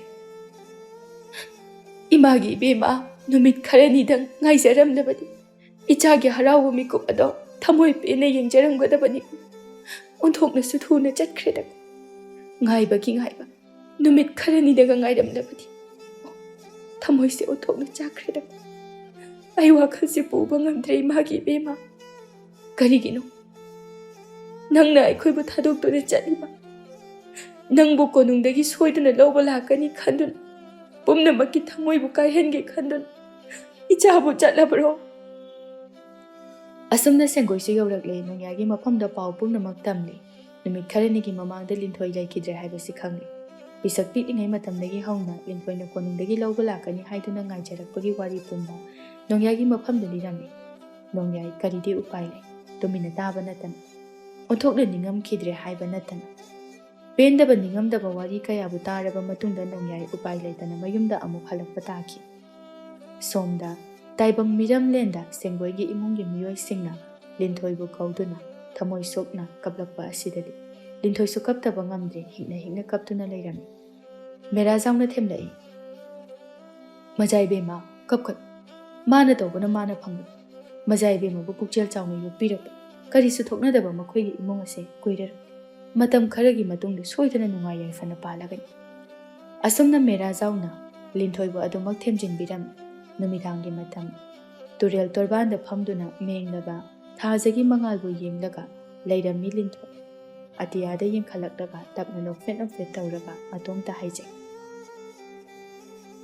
ꯊꯥꯕꯜ ꯃꯉꯥꯜꯁꯦ ꯑꯁꯨꯛ ꯌꯥꯝꯅ ꯐꯖꯩ ꯍꯥꯏꯕꯁꯦ ꯑꯩꯗꯤ ꯁꯤꯔꯕ ꯃꯇꯝ ꯑꯁꯤꯗ ꯊꯋꯥꯏ ꯑꯣꯏꯔꯕ ꯃꯇꯝ ꯑꯁꯤꯗ ꯈꯛ ꯈꯪꯉꯤ ꯅꯍꯥꯟꯈꯩ ꯍꯤꯡꯂꯤꯉꯩ ꯃꯇꯝꯗ ꯊꯥꯕꯜꯒꯤ ꯐꯖꯕ ꯑꯃꯨꯛꯇ ꯐꯥꯎꯕ ꯍꯦꯛ ꯈꯪꯉꯛꯇꯦ ꯀꯗꯥꯏꯗꯒꯤ ꯈꯪꯉꯗꯦ ꯅꯨꯃꯤꯗꯥꯡ ꯍꯦꯛ ꯑꯣꯏꯕꯒ ꯊꯥꯕꯜ ꯌꯦꯡꯕꯗꯤ ꯂꯥꯏꯔꯗꯅ ꯑꯍꯨ ꯑꯍꯨ ꯍꯥꯏꯗꯅ ꯀꯞꯇꯅ ꯑꯗꯨꯝ ꯂꯩꯔꯤ ꯑꯗꯩꯗꯤ ꯊꯥ ꯖꯃꯥꯗꯤ ꯏꯃꯨꯡꯗ ꯆꯪꯉꯛꯑꯒ ꯉꯥꯟꯕꯁꯨ ꯌꯥꯕ ꯅꯠꯇꯦꯗꯣ ꯁꯦ ꯑꯁꯨꯛ ꯐꯖꯈ꯭ꯔꯕ ꯊꯥꯕꯜ ꯑꯁꯦ ꯁꯤꯔꯝꯗ꯭ꯔꯕꯗꯤ ꯎꯔꯝꯃꯣꯏꯅꯦꯀꯣ ꯅꯨꯄꯤ ꯃꯆꯥꯁꯦ ꯂꯤꯟꯊꯣꯏ ꯅꯣꯛꯐꯦꯠ ꯇꯧꯗꯨꯅ ꯃꯦꯔꯥꯖꯥꯎꯗ ꯌꯦꯡꯂꯒ ꯋꯥꯈꯜ ꯈꯟꯖꯩ ꯑꯩꯁꯦ ꯅꯪꯒ ꯊꯦꯡꯅꯕꯗꯒꯤ ꯅꯨꯃꯤꯠ ꯈꯨꯗꯤꯡꯒꯤ ꯅꯣꯛꯐꯦꯠ ꯅꯣꯛꯐꯦꯠ ꯇꯧꯔꯒ ꯂꯩꯔꯕꯅꯤ ꯁꯤꯔꯕ ꯃꯇꯨꯡ ꯑꯁꯤꯗ ꯅꯪꯒ ꯊꯦꯡꯅꯧ ꯇꯝꯕꯖꯥꯠꯅꯤ ꯍꯤꯡꯂꯤꯉꯩ ꯃꯇꯝꯗꯗꯤ ꯅꯣꯡꯃꯇ ꯑꯁꯨꯝꯅ ꯅꯣꯛꯅꯤꯡꯕ ꯐꯥꯎꯔꯨꯗꯦ ꯑꯁꯨꯝꯅ ꯋꯥꯈꯜ ꯈꯜꯂꯤꯉꯩ ꯂꯤꯟꯊꯣꯏ ꯈꯪꯄ꯭ꯔꯦꯛ ꯈꯪꯉꯤ ꯃꯦꯔꯥꯖꯥꯎꯒꯤ ꯃꯔꯨꯝꯗ ꯁꯠ ꯆꯪꯁꯤꯜꯂꯛꯏ ꯑꯁ ꯑꯩꯗꯤ ꯌꯥꯝ ꯀꯤꯖꯩꯌꯦꯃꯦ ꯃꯁꯤꯒꯤ ꯃꯀꯣꯛ ꯌꯥꯎꯗꯕ ꯅꯨꯄꯥꯁꯦ ꯃꯁꯥꯁꯤꯁꯨ ꯊꯪꯐꯝ ꯉꯥꯛꯇ ꯀꯩꯒꯤꯅꯣ ꯁꯣꯝꯗ ꯑꯃꯨꯛ ꯂꯥꯛꯏꯁꯤꯕꯣ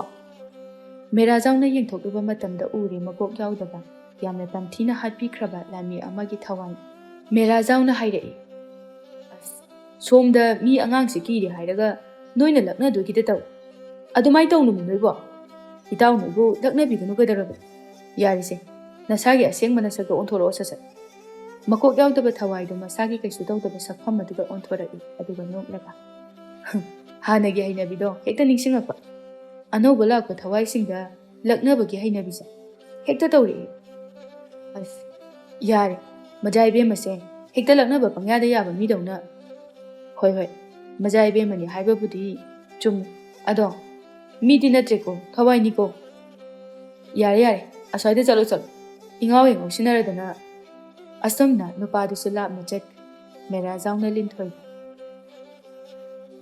ꯃꯖꯥ ꯏꯕꯦꯝꯃ ꯊꯥꯕꯜ ꯃꯔꯛꯇ ꯂꯤꯔꯤ ꯂꯤꯔꯤ ꯁꯤꯠꯄ ꯃꯥꯂꯪꯕꯒꯤ ꯁꯥꯊꯦꯛꯂꯛꯇ ꯇꯨꯔꯦꯜ ꯑꯁꯤꯗ ꯍꯤ ꯍꯣꯜꯂꯒ ꯆꯠꯄꯁꯤꯕꯨ ꯀꯌꯥꯝ ꯐꯖꯩ ꯈꯪꯉꯝꯈꯤꯔꯣꯏꯅꯦ ꯂꯥꯛꯑꯣ ꯂꯤꯟꯊꯣꯏ ꯍꯔꯥꯎꯅ ꯌꯥꯏꯅꯦ ꯍꯤꯗꯤ ꯀꯗꯥꯏ ꯇꯥꯃꯦꯔꯥꯕꯨ ꯍꯤ ꯍꯣꯟꯕ ꯍꯩꯕ꯭ꯔꯣ ꯑꯩꯗꯤ ꯍꯤ ꯇꯣꯡꯕꯁꯨ ꯀꯤꯖꯩꯌꯦ ꯃꯖꯥ ꯏꯕꯦꯝꯃ ꯍꯧꯖꯤꯛꯇꯤ ꯑꯩꯈꯣꯏꯁꯦ ꯍꯣꯌꯨꯝ ꯂꯥꯏ ꯍꯥꯏꯕꯗꯨ ꯑꯣꯏꯔꯕꯅꯤꯅ ꯀꯔꯤꯒꯤ ꯍꯤꯅꯣ ꯌꯦꯡꯕꯤꯌꯨꯁꯦ ꯑꯁꯨꯝꯅ ꯍꯥꯏꯔꯒ ꯃꯦꯔꯥꯖꯥꯎꯅ ꯌꯥꯝꯅ ꯐꯖꯕ ꯂꯩ ꯑꯃ ꯄꯠꯊꯠꯂꯒ ꯇꯨꯔꯦꯜꯗ ꯂꯪꯊꯈꯤ ꯈꯨꯗꯛꯇ ꯄꯤꯁꯛ ꯄꯤꯛꯄ ꯂꯩ ꯑꯗꯨ ꯑꯆꯧꯕ ꯌꯥꯝꯅ ꯐꯖꯕ ꯍꯤ ꯑꯃ ꯑꯣꯟꯊꯣꯛꯈ꯭ꯔꯦ ꯂꯤꯟꯊꯣꯏ ꯃꯃꯤꯠ ꯃꯅꯥ ꯑꯗꯨ ꯂꯥꯎꯊꯣꯛꯏ ꯏꯉꯛ ꯉꯛꯅ ꯌꯦꯡꯉꯤ ꯑꯌꯥ ꯀꯩꯅꯣ ꯇꯥꯃꯦꯔꯥ ꯅꯪꯗꯤ ꯌꯥꯝ ꯍꯩꯅ ꯑꯩꯁꯨ ꯁꯨꯃꯥꯏꯅ ꯍꯩꯔꯛꯈꯤꯒꯗ꯭ꯔꯣ ꯀꯨꯏꯔꯒ ꯍꯩꯔꯛꯀꯅꯤ ꯑꯁꯨꯝꯅ ꯃꯈꯣꯏ ꯑꯅꯤ ꯍꯤ ꯑꯗꯨꯗ ꯀꯥꯈꯠꯂꯤ ꯇꯞꯅ ꯇꯞꯅ ꯃꯇꯣꯝꯇ ꯑꯗꯨꯃꯛ ꯆꯦꯟꯊꯔꯛꯂꯤ ꯑꯔꯨꯕ ꯂꯥꯏꯖ ꯏꯁꯤꯡꯗ ꯇꯥꯔꯤꯕ ꯊꯥꯕꯜꯒꯤ ꯃꯉꯥꯜ ꯃꯥꯂꯪꯕ ꯃꯥꯅ ꯍꯨꯝꯕꯒꯤ ꯇꯅꯤꯛ ꯇꯅꯤꯛꯂꯕ ꯂꯥꯏꯖ ꯏꯁꯤꯡꯗ ꯇꯥꯔꯤꯕ ꯊꯋꯥꯟ ꯃꯤꯆꯥꯛꯀꯤ ꯅꯤꯛ ꯅꯤꯛ ꯂꯥꯎꯔꯕ ꯃꯁꯦꯛ ꯃꯉꯥꯜꯁꯤꯡ ꯑꯗꯨ ꯂꯤꯟꯊꯣꯏꯗꯤ ꯅꯣꯟꯊꯗꯨꯅ ꯑꯗꯨꯃꯛ ꯃꯨꯟꯅ ꯌꯦꯡꯗꯨꯅ ꯂꯩꯈ꯭ꯔꯦ ꯃꯀꯣꯛ ꯑꯗꯨ ꯅꯣꯡꯈꯠꯂꯛꯄꯁꯨ ꯂꯩꯇꯦ ꯃꯖꯥ ꯏꯕꯦꯝꯃ ꯑꯃꯨꯛ ꯇꯨꯔꯦꯜꯗ ꯌꯨꯡꯁꯤꯟꯈꯤꯅꯤꯀꯣ ꯑꯩꯗꯤ ꯈꯨꯟꯕ ꯉꯝꯖꯔꯣꯏ ꯏꯁꯤꯡꯗ ꯀꯨꯝꯕꯗꯤ ꯑꯩꯗꯤ ꯌꯥꯝꯅ ꯀꯤꯖꯩ ꯂꯤꯟꯊꯣꯏ ꯅꯣꯛꯐꯦꯠ ꯇꯧꯔꯒ ꯃꯔꯤ ꯃꯈꯣꯡ ꯁꯝꯅꯗꯅ ꯍꯥꯏꯔꯛꯏ ꯇꯞꯅ ꯇꯥꯃꯦꯔꯥꯅ ꯀꯩꯒꯤꯅꯣ ꯑꯩꯕꯨ ꯀꯞꯄ ꯍꯦꯛ ꯍꯦꯛ ꯊꯦꯝꯕꯤꯔꯤꯁꯦ ꯑꯩꯁꯦ ꯀꯌꯥꯝ ꯅꯨꯡꯁꯤ ꯃꯦꯔꯥꯖꯥꯎ ꯂꯤꯟꯊꯣꯏꯕꯨ ꯋꯥꯍꯪ ꯑꯗꯨꯗ ꯈꯪꯄ꯭ꯔꯦꯛ ꯈꯪꯕ ꯍꯥꯏꯕꯗꯣ ꯑꯣꯏꯔꯝꯃꯤ ꯑꯩꯅ ꯏꯍꯥꯟ ꯍꯥꯟꯕ ꯅꯨꯃꯤꯠ ꯐꯥꯖꯤꯟꯕ ꯉꯝꯍꯧꯗꯅ ꯐꯤ ꯍꯥꯏꯗꯣꯛꯈ꯭ꯔꯕꯅꯤ ꯍꯧꯖꯤꯛꯇꯗꯤ ꯏꯀꯥꯏꯔꯦ ꯑꯃꯨꯛꯁꯨ ꯍꯥꯏꯖꯤꯜꯂꯛꯏ꯫ ꯃꯦꯔꯥꯖꯥꯎ ꯅꯣꯛꯂꯒ ꯅꯨꯡꯁꯤꯕ꯭ꯔꯥ ꯅꯨꯡꯁꯤꯗꯕ꯭ꯔꯥ ꯍꯥꯏꯕꯗꯨꯗꯤ ꯈꯪꯖꯗ꯭ꯔꯦ, ꯑꯗꯣ ꯃꯖꯥ ꯏꯕꯦꯝꯃꯅ ꯀꯞꯄꯁꯦ ꯌꯥꯝꯅ ꯀꯤꯕ ꯑꯃ ꯐꯥꯎꯏ, ꯑꯗꯨꯒꯤ ꯁꯨꯝ ꯀꯞꯍꯟꯅꯤꯡꯗꯕꯒꯤ ꯊꯦꯝꯖꯤꯟꯖꯕꯅꯤ꯫ ꯂꯤꯟꯊꯣꯏ ꯀꯞꯅ ꯅꯣꯛꯂꯛꯏ꯫ ꯑꯗꯨꯗꯤ ꯀꯤꯍꯜꯂꯔꯣꯏ, ꯑꯩꯁꯨ ꯃꯥꯏꯗꯥ ꯆꯨꯝꯗꯕ ꯑꯩꯉꯣꯟꯗ ꯂꯛꯅꯔꯛꯄ ꯊꯋꯥꯏꯁꯤꯡꯁꯦ ꯎꯔꯒ ꯀꯤꯖꯩ, ꯑꯀꯤꯕ ꯍꯥꯏꯕꯁꯤꯃꯛꯇꯕꯨ ꯈꯥꯡꯕ ꯍꯩꯇꯦ, ꯑꯗꯨꯅ ꯇꯥꯃꯤꯔꯥꯗꯁꯨ ꯀꯤꯍꯟꯕ ꯌꯥꯗꯦ꯫ ꯑꯗꯨꯗꯤ ꯑꯗꯣ ꯇꯥꯃꯤꯔꯥ, ꯅꯍꯥꯟ ꯅꯣꯡꯃ ꯑꯁ꯭ꯋꯥꯏꯗ ꯁꯥꯠꯈꯤꯕ ꯍꯪꯒꯥꯝ ꯃꯄꯥꯟ ꯃꯆꯨꯒꯤ ꯁꯤꯡꯉ ꯂꯩꯔꯥꯡꯗꯣ ꯇꯥꯃꯤꯔꯥꯅ ꯑꯩꯉꯣꯟꯗ ꯅꯥꯆꯣꯝ ꯆꯤꯟꯕꯗ ꯌꯥꯝꯅ ꯄꯛꯆꯒꯅꯤ ꯍꯥꯏꯕꯗꯣ ꯑꯃꯠꯇ ꯁꯥꯠꯄ ꯎꯈꯤꯗ꯭ꯔꯦ, ꯀꯩꯗꯧꯈ꯭ꯔꯕꯖꯥꯠꯅꯣ? ꯅꯥꯆꯣꯝ ꯁꯦꯝꯅꯤꯡꯉꯦ ꯑꯩꯗꯤ ꯅꯥꯆꯣꯝꯁꯨ ꯌꯥꯝꯅ ꯄꯥꯝꯖꯩꯕꯣ꯫ ꯑꯍꯥꯟꯕꯗꯗꯤ ꯍꯪꯒꯥꯝ ꯃꯄꯥꯜꯒꯤ ꯂꯩꯔꯥꯡ ꯑꯗꯨꯅ ꯃꯥꯅ ꯏꯍꯦꯟ ꯍꯦꯜꯂꯤ ꯍꯥꯏꯗꯅ ꯌꯥꯝꯅ ꯅꯥꯄꯜ ꯇꯧꯅ ꯃꯐꯝ ꯈꯨꯗꯤꯡ ꯁꯥꯠꯆꯔꯝꯕ ꯖꯥꯠꯅꯤꯗ꯫ ꯑꯗꯨꯕꯨ ꯃꯖꯥ ꯏꯕꯦꯝꯃꯒꯤ ꯁꯛꯇꯝ ꯎꯕꯗꯒꯤꯗꯤ ꯏꯀꯥꯏꯔꯦ ꯍꯥꯏꯗꯅ ꯁ꯭ꯋꯥꯏ ꯑꯅꯛꯄꯗ ꯁꯥꯠꯈꯤꯗ꯭ꯔꯦ, ꯑꯔꯥꯞꯄ ꯃꯐꯝꯗ ꯑꯣꯏꯅ ꯇꯨꯃꯤꯟꯅ ꯂꯣꯟꯅ ꯊꯨꯞꯅ ꯁꯥꯠꯆꯔꯨꯔꯒꯦ ꯍꯥꯏꯗꯅ ꯆꯠꯈ꯭ꯔꯦ꯫ ꯑꯅꯤꯗꯨ ꯅꯣꯛꯃꯤꯟꯅꯩ, ꯃꯑꯣꯡ ꯃꯇꯧꯅ ꯋꯥꯉꯥꯡꯅ ꯁꯉꯥꯡꯅ ꯊꯃꯣꯏꯒꯤ ꯏꯈꯪꯗꯤ ꯈꯪꯅꯔꯕꯅꯤ, ꯃꯄꯥꯜ ꯊꯣꯡꯗ ꯈꯪꯗꯕ ꯁꯥꯕꯒꯤ ꯋꯥꯈꯛ ꯃꯉꯥꯏ꯫ ꯁꯣꯝꯗꯅ ꯑꯃꯨꯛ ꯅꯣꯡꯌꯥꯏ ꯂꯤꯟꯊꯣꯏꯒꯤ ꯋꯥꯔꯤꯁꯤꯡ ꯑꯗꯨ ꯇꯥꯕꯗ ꯑꯁꯨꯛꯀꯤ ꯃꯇꯤꯛ ꯅꯨꯡꯉꯥꯏꯇꯕ ꯍꯥꯏꯕꯗꯨ ꯑꯣꯏꯔꯝꯃꯤ꯫ ꯑꯄꯣꯛꯄ ꯀꯥꯂꯦꯟꯖꯥꯎꯗꯁꯨ ꯋꯥꯐꯝ ꯄꯨꯝꯕ ꯇꯝꯂꯕ ꯃꯇꯨꯡꯗ ꯅꯣꯡꯌꯥꯏꯅ ꯇꯞꯅ ꯍꯥꯏꯔꯛꯏ, ꯕꯥꯕꯥ, ꯃꯖꯥ ꯏꯕꯦꯝꯃꯒꯤ ꯊꯋꯥꯏꯅ ꯏꯪꯅ ꯆꯤꯛꯅ ꯅꯤꯡꯕ ꯊꯨꯡꯖꯅꯕꯒꯤꯗꯃꯛ ꯃꯍꯥꯛꯀꯤ ꯊꯋꯥꯏ ꯀꯣꯅꯨꯡ ꯑꯁꯤꯗ ꯑꯗꯨꯃꯛ ꯊꯝꯂꯒꯦ ꯍꯥꯏꯅ ꯈꯜꯂꯦ ꯕꯥꯕꯥ꯫ ꯅꯆꯥꯒꯤ ꯋꯥꯈꯜ ꯑꯁꯤꯕꯨ ꯑꯉꯥꯎꯕ ꯋꯥꯈꯜ ꯇꯥꯔꯦ, ꯀꯣꯅꯨꯡꯒꯤ ꯏꯄꯨ ꯃꯥꯏꯕꯒ ꯋꯥꯐꯝ ꯑꯁꯤ ꯇꯥꯟꯅꯁꯤꯔꯥ ꯍꯥꯏꯅ ꯁꯨꯝ ꯈꯟꯖꯔꯝꯕꯅꯤ꯫ ꯀꯥꯂꯦꯟꯖꯥꯎꯁꯨ ꯅꯨꯡꯉꯥꯏꯇꯅ ꯃꯖꯥ ꯏꯕꯦꯝꯃꯒꯤ ꯄꯥꯎꯁꯦ ꯇꯥꯕꯗ ꯏꯄꯥꯁꯨ ꯍꯥꯏꯐꯝ ꯈꯪꯗꯦ, ꯅꯨꯃꯤꯠ ꯈꯔꯅꯤꯒꯤ ꯃꯃꯥꯡꯗ ꯆꯠꯆꯔꯝꯂꯕ ꯃꯖꯥ ꯏꯕꯦꯝꯃꯒꯤ ꯅꯤꯡꯕꯁꯨ ꯊꯨꯡꯅꯤ, ꯏꯆꯥꯒꯤ ꯈꯣꯡꯆꯠꯁꯨ ꯃꯥꯏ ꯄꯥꯛꯅꯝꯃꯤ, ꯂꯩꯕꯥꯛꯀꯤꯁꯨ ꯐꯒꯅꯤ, ꯑꯗꯨ ꯄꯨꯝꯅꯃꯛ ꯑꯔꯦꯝꯕꯗ ꯅꯤꯡꯊꯧꯒꯤ ꯌꯥꯊꯪ ꯀꯤꯕꯗꯒꯤ ꯏꯄꯥꯅꯁꯨ ꯃꯇꯝ ꯈꯔ ꯊꯤꯟꯊꯍꯜꯂꯤ, ꯏꯆꯥꯒꯤ ꯋꯥꯈꯜꯁꯨ ꯏꯄꯥꯅ ꯃꯖꯥ ꯏꯕꯦꯝꯃꯒꯤ ꯊꯋꯥꯏꯅ ꯄꯦꯟꯖꯅꯕꯒꯤꯗꯃꯛ ꯃꯍꯥꯛꯀꯤ ꯊꯋꯥꯏ ꯑꯗꯨꯕꯨ ꯀꯣꯅꯨꯡꯗ ꯑꯗꯨꯃꯛ ꯊꯝꯕꯤꯔꯁꯤ꯫ ꯉꯁꯤꯗꯤ ꯏꯅꯤꯡꯊꯧꯅꯁꯨ ꯃꯖꯥ ꯏꯕꯦꯝꯃꯕꯨ ꯄꯨꯔꯛꯑꯕ꯭ꯔꯥ ꯍꯥꯏꯅ ꯍꯪꯂꯛ, ꯃꯥꯁꯨ ꯌꯥꯝꯅ ꯅꯤꯡꯉꯝꯂꯛꯇ꯭ꯔꯕꯖꯥꯠꯅꯤ꯫ ꯃꯇꯝ ꯍꯦꯟꯗꯣꯛꯈꯤꯕꯅ ꯂꯩꯕꯥꯛ ꯑꯁꯤ ꯑꯗꯨꯃꯛ ꯑꯋꯥ ꯑꯅꯥ ꯅꯪꯕ ꯇꯥꯕ, ꯃꯤꯆꯝ ꯃꯤꯌꯥꯝꯁꯤꯒꯤ ꯈꯜꯂꯨꯕꯗ ꯄꯥꯕ ꯅꯆꯥꯗꯤ ꯊꯋꯥꯏ ꯌꯥꯝ ꯅꯨꯡꯉꯥꯏꯖꯗꯦ꯫ ꯑꯁꯨꯝꯅ ꯑꯄꯣꯛꯄ ꯃꯄꯥ ꯑꯉꯝꯕ ꯀꯥꯂꯦꯟꯖꯥꯎꯅꯁꯨ ꯑꯌꯥꯕ ꯄꯤꯕꯤꯔꯛꯄ ꯑꯗꯨꯗꯗꯤ ꯅꯣꯡꯌꯥꯏ ꯈꯨꯗꯛ ꯑꯗꯨꯗ ꯀꯣꯅꯨꯡꯒꯤ ꯑꯃꯥꯏꯕꯒꯤ ꯃꯅꯥꯛꯇ ꯆꯠꯇꯨꯅ ꯋꯥꯔꯤ ꯄꯨꯝꯕ ꯂꯤꯔꯕ ꯃꯇꯨꯡꯗ ꯀꯣꯅꯨꯡꯒꯤ ꯑꯃꯥꯏꯕꯒꯤ ꯃꯐꯝꯗ ꯅꯣꯡꯌꯥꯏꯅ ꯒꯤꯔꯤ ꯇꯛꯄꯗ ꯃꯥꯏꯕꯅ ꯍꯥꯏꯔꯛꯏ, ꯅꯣꯡꯌꯥꯏ, ꯉꯁꯤꯃꯛꯇꯤ ꯈꯔ ꯈꯨꯌꯧꯅꯒꯅꯤ, ꯍꯌꯦꯡ ꯑꯌꯨꯛ ꯑꯉꯟꯕꯗ ꯁꯣꯏꯗꯅ ꯄꯥꯡꯊꯣꯛꯂꯁꯤ꯫ ꯉꯁꯤꯗꯤ ꯍꯌꯦꯡꯒꯤꯗꯃꯛ ꯃꯖꯥ ꯏꯕꯦꯝꯃꯒꯤ ꯊꯋꯥꯏꯒꯤ ꯃꯐꯝꯗ ꯍꯥꯏꯖꯕ ꯅꯣꯟꯖꯕꯒꯤ ꯊꯧꯔꯝ ꯑꯃꯠꯇ ꯇꯧꯗꯕ ꯌꯥꯗ꯭ꯔꯦ꯫ ꯑꯁꯨꯝꯅ ꯀꯣꯅꯨꯡꯒꯤ ꯃꯥꯏꯕ ꯑꯗꯨꯅ ꯍꯥꯏꯔꯛꯄꯗꯒꯤꯗꯤ ꯅꯣꯡꯌꯥꯏ ꯍꯌꯦꯡ ꯐꯥꯎꯕ ꯉꯥꯏꯕ ꯇꯥꯔꯦ꯫ ꯁꯣꯝꯗꯅ ꯑꯃꯨꯛ ꯃꯦꯔꯥꯖꯥꯎ ꯑꯃꯗꯤ ꯂꯤꯟꯊꯣꯏꯁꯨ ꯀꯣꯅꯨꯡꯗ ꯂꯥꯡꯅꯔꯤꯕ ꯄꯨꯝꯅꯃꯛ ꯂꯣꯏꯅ ꯇꯥꯔꯝꯃꯤ꯫ ꯃꯦꯔꯥꯖꯥꯎ ꯃꯈꯨꯠꯇ ꯍꯪꯒꯥꯝ ꯃꯄꯥꯜꯒꯤ ꯂꯩ ꯑꯗꯨ ꯄꯥꯏꯔꯒ ꯂꯤꯟꯊꯣꯏꯒꯤ ꯅꯥꯕꯗ ꯆꯤꯟꯕꯤꯒꯦ ꯈꯟꯗꯨꯅ ꯍꯔꯥꯎ ꯍꯔꯥꯎ ꯄꯨꯔꯛꯄꯅꯤ, ꯑꯗꯨꯕꯨ ꯁꯣꯝꯗ ꯀꯣꯅꯨꯡꯂꯣꯝꯗ ꯍꯥꯏꯅꯔꯤꯕ ꯉꯥꯡꯅꯔꯤꯕꯁꯤꯡ ꯑꯁꯤꯗ ꯀꯔꯤꯅꯣ ꯈꯪꯗꯦ ꯃꯊ꯭ꯋꯥꯏ ꯌꯥꯝꯅ ꯅꯨꯡꯉꯥꯏꯇꯕ ꯑꯃ ꯐꯥꯎꯔꯝꯃꯤ꯫ ꯂꯤꯟꯊꯣꯏ ꯇꯨꯃꯤꯟꯅ ꯐꯝꯗꯨꯅ ꯂꯩꯔꯤ, ꯃꯅꯥꯛꯇ ꯆꯪꯁꯤꯟꯗꯨꯅ ꯃꯦꯔꯥꯖꯥꯎꯅ ꯅꯣꯛꯐꯦꯠ ꯇꯧꯔꯒ, ꯃꯖꯥ ꯏꯕꯦꯝꯃ, ꯍꯌꯦꯡꯗꯤ ꯃꯖꯥ ꯏꯕꯦꯝꯃꯒꯤ ꯅꯤꯡꯖꯕ ꯀꯣꯅꯨꯡꯗ ꯆꯠꯄꯗꯣ ꯐꯪꯂꯅꯤ, ꯌꯥꯝꯅ ꯅꯨꯡꯉꯥꯏꯕ ꯃꯤꯀꯨꯞ ꯍꯥꯏꯕꯗꯣ ꯑꯣꯏꯔꯅꯤ꯫ ꯍꯌꯦꯡꯗꯤ ꯅꯤꯡꯊꯤꯖꯅ ꯃꯀꯦ ꯁꯦꯝꯂꯒ ꯍꯦꯛꯇ ꯆꯠꯀꯗꯕꯅꯤ, ꯂꯥꯏꯔꯦꯝꯕꯤꯅ ꯍꯦꯜꯍꯟꯕ ꯌꯥꯄꯣꯠꯇꯦ, ꯊꯋꯥꯏ ꯑꯣꯏꯖꯔꯕꯁꯨ ꯂꯥꯏꯔꯦꯝꯕꯤꯒ ꯆꯞ ꯃꯥꯟꯅꯅ ꯆꯠꯀꯗꯕꯅꯤ꯫ ꯍꯌꯦꯡ ꯑꯩ ꯀꯣꯅꯨꯡꯗ ꯆꯠꯀꯅꯤ ꯍꯥꯏꯕꯗꯤ ꯇꯥꯃꯤꯔꯥꯗꯤ ꯀꯅꯥꯅ ꯍꯥꯏꯔꯤꯕ? ꯀꯣꯅꯨꯡꯗ ꯁꯥꯟꯅꯔꯤꯕ ꯋꯥꯔꯤꯁꯦ ꯑꯩꯁꯨ ꯇꯥꯔꯤꯁꯤꯗꯤ꯫ ꯏꯁ, ꯌꯥꯝ ꯆꯠꯄꯤꯔꯅꯤ ꯑꯩꯅ, ꯃꯣꯏꯅ ꯀꯧꯔꯒ ꯑꯩꯅ ꯍꯦꯛꯇ ꯆꯠꯀꯗ꯭ꯔꯣ? ꯑꯩꯕꯨ ꯃꯣꯏꯒꯤ ꯃꯤꯅꯥꯏꯔꯣ? ꯆꯠꯂꯣꯏ꯫ ꯀꯗꯥꯏꯅꯣ ꯑꯩꯒꯤ ꯅꯥꯆꯣꯝꯗꯣ ꯄꯤꯕꯤꯔꯛꯑꯣ, ꯄꯥꯝꯖꯕ ꯅꯥꯆꯣꯝ ꯐꯪꯕꯒꯤ ꯍꯔꯥꯎꯐꯝꯒ ꯑꯃꯠꯇ ꯈꯪꯗꯦ, ꯀꯣꯅꯨꯡꯒꯤ ꯋꯥ ꯑꯃꯨꯛ ꯄꯨꯁꯤꯜꯂꯛꯏ꯫ ꯃꯦꯔꯥꯖꯥꯎꯅ ꯅꯣꯛꯐꯦꯠ ꯇꯧꯔꯒ, ꯍꯣꯏ, ꯅꯥꯆꯣꯝꯕꯨꯗꯤ ꯁꯤꯗ ꯂꯩꯖꯔꯦ ꯃꯖꯥ ꯏꯕꯦꯝꯃ, ꯑꯗꯣ ꯑꯩꯒꯤ ꯋꯥꯈꯜꯗꯗꯤ ꯀꯣꯅꯨꯡꯗ ꯆꯠꯄꯅꯗꯤ ꯐꯩ ꯍꯥꯏꯅ ꯈꯜꯂꯤ꯫ ꯃꯖꯥ ꯏꯕꯦꯝꯃꯅ ꯍꯤꯡꯂꯤꯉꯩꯒꯤ ꯃꯇꯝꯗꯒꯤ ꯍꯧꯅ ꯑꯗꯨꯛꯀꯤ ꯃꯇꯤꯛ ꯄꯥꯝꯖꯈꯤꯕ ꯑꯣꯏꯕꯅ ꯀꯔꯤꯒꯨꯝꯕ ꯀꯣꯅꯨꯡꯗ ꯆꯠꯂꯕꯗꯤ ꯃꯖꯥ ꯏꯕꯦꯝꯃꯒꯤ ꯊꯃꯣꯏꯅ ꯄꯦꯟꯒꯗꯧꯔꯤꯕꯅꯤ꯫ ꯑꯗꯨ ꯑꯣꯏꯔꯒꯗꯤ ꯂꯥꯏꯔꯩꯄꯥꯛꯇ ꯌꯥꯝꯅ ꯅꯨꯡꯉꯥꯏꯅ ꯌꯥꯝꯅ ꯐꯖꯕ ꯃꯐꯝꯗ ꯂꯩꯔꯨꯒꯗꯧꯔꯤꯕꯅꯤ꯫ ꯂꯤꯟꯊꯣꯏ ꯁꯥꯎꯔꯞꯅ ꯈꯨꯝꯂꯛꯏ, ꯑꯩꯒꯤ ꯊꯃꯣꯏꯒꯤ ꯑꯄꯦꯟꯕ ꯄꯦꯟꯗꯕ ꯌꯥꯝ ꯈꯪꯕꯤꯕꯒꯤ ꯋꯥꯔꯣ? ꯁꯨꯡꯆꯠ ꯍꯦꯛ ꯆꯠꯂꯣꯏ, ꯅꯪ ꯀꯩꯗꯧꯒꯦ ꯍꯥꯏꯕꯅꯣ? Asumna Merajauna mahaki nungaitaba pumnamak loisinduna thamlaga Linthoibu konungda chatnanaba magi maning thungjanaba nokfet tawduna hairami. Linthoi magi thamoina iya ningdaba ama adumak phawbugum tawi. Linthoigi thawainadi konungda amu hana chatlaroi haiduna adumak laikre. Asumna mathangi numitni nongyai ayuk anganbadagi hauraga konunggi amaiba amadi phamnaiba kharaga loinana Linthoigi thawaibu konungda kaunanaba laithau pangthoknaba thaurang tawba loirami. Asumna lai khurumba haurakpada somda Linthoigi thawaidi chatloi haiduna adumak khangduna leirami. Maiba aduna wari sananaba hotnabadasu matung onthokduna walan amatangangdana adumak leirami. Ayuk anganbadagi konunggi amaiba aduna adukana hotnababu karimta kanaba phanglamde. Ipu kari karam tawrabage? Maja Ebema se wahai machid ama phawba ngangbadi lairadana mamai suklai leithorak adumang matung onthokduna tumina leine tawrise. Ipu takpiriba wafam asibu Maja Ebema bu mafam asida purakpa ngamlaroi haibiribra. Somdana amuk Merajauna Linthoibu kanna themli. Maja Ebema aikhoidi hojik khoyum lai haibado oirabani. Aduna taibang miyoiba makhoina wana hotnajaduna haijariba khurumjariba asida amuktangdi mai leithokduna karino haiduna wari sanabanadi chumgani. Konungdabu chatlabasu Maja Ebema budi hojikti makhoina taramna adum oklaglagani. Luna chana tawgani. Matam kuinadagi wajaraklaba lepak ase hojikti Maja Ebema natana kananasu awafamdagi kanriba ngamlaroi. Linthoidu tabada maktai khumbadi khumde sum khanjilai. Chumi leikidraba ipa ningthauna yamna ningamdana mahaki lebak asibu kanba ngamlamdri khanduna thawai wajakhibada mahaki macha oiriba aina thonghanpham thoi. Merajauda onsilaga tapna amu hairai. Tamira na haibadu chumi ai chattaba yade konungda aigi lebakbu khandaba yade. Merajau nokfet tawraga hoine adu hayoba natradi kadaidagi loina soinaba tareba. Ado karigino nungaitaba amata utte Tamira se aina chakhradi yamna nungaina lehaudoiro.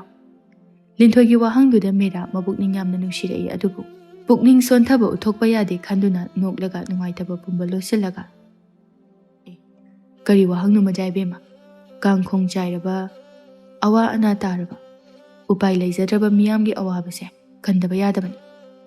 Asumna Linthoigi thamoina khara sontharakpa matam asida somda maibana amu akanakanba laiwatinwa sizinnarakpaga mapa chanaraktuna yamna kanna kaurakpaduda Linthoigi thawaidu konungda chattaba yadre. Linthoina yamna mabukning nungsina Merajauda yenglaga Tamira aibu yamna kanna kaurakle ai mafamsida kuina leiba yadre adubu aidi yamna chatningde.